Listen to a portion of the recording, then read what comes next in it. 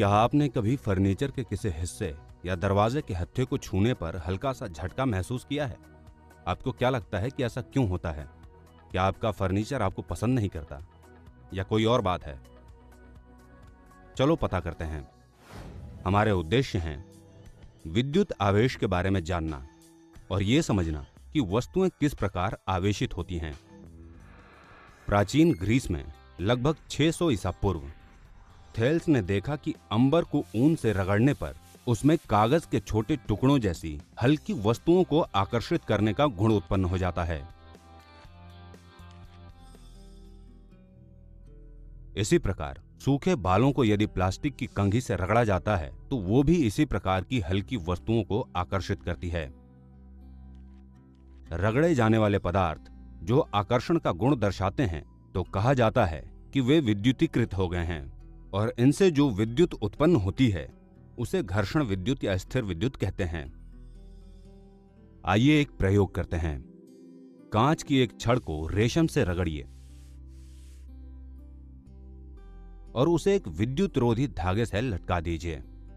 अब पहली छड़ के समान एक आवेशित कांच की छड़ को इसके पास लाइए। आप देख सकते हैं कि दोनों छड़ें एक दूसरे को प्रतिकर्षित करती हैं। हालांकि यदि फर के साथ रगड़ी गई प्लास्टिक की छड़ को समान कांच की छड़ के पास लाया जाता है तो दोनों छड़ें एक दूसरे को आकर्षित करती हैं।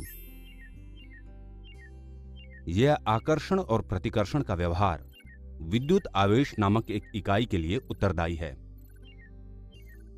यह निरीक्षण हमें इस निष्कर्ष पर लाता है कि 1.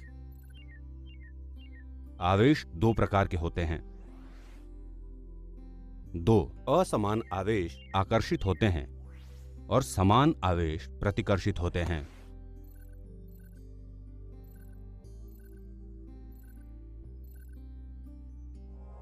जब विद्युतीकृत प्लास्टिक और कांच की छड़ को संपर्क में लाया जाता है तो उनके द्वारा अर्जित आवेश परस्पर उदासीन या शून्य हो जाते हैं और छड़ें फिर एक दूसरे को आकर्षित नहीं करती हैं। अमेरिकी वैज्ञानिक बेंजामिन फ्रैंकलिन ने इन आवेशों को धनात्मक और ऋणात्मक नाम दिया। लेकिन ये आवेश कहां से आते हैं? प्रत्येक पदार्थ के समान ही कांच की छड़ में कई परमाणु होते हैं। प्रत्येक परमाणु में मूल कण होते हैं जैसे इलेक्ट्रॉन और प्रोटॉन।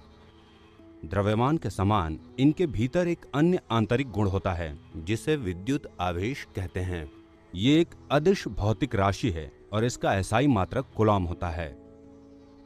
परंपरागत रूप में इलेक्ट्रॉनों में ऋणात्मक आवेश होता है जबकि प्रोटॉनों में इसी के बराबर मात्रा में धनात्मक आवेश होता है।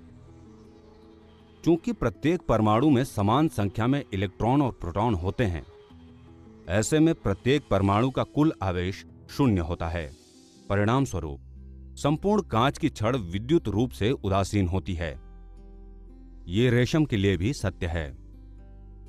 लेकिन जब उदासीन कांच की छड़ को उदासीन रेशमी कपड़े से रगड़ा जाता है तो रगड़ने में व्यय ऊर्जा का उपयोग इलेक्ट्रॉनों को स्थानांतरित करने में होता है।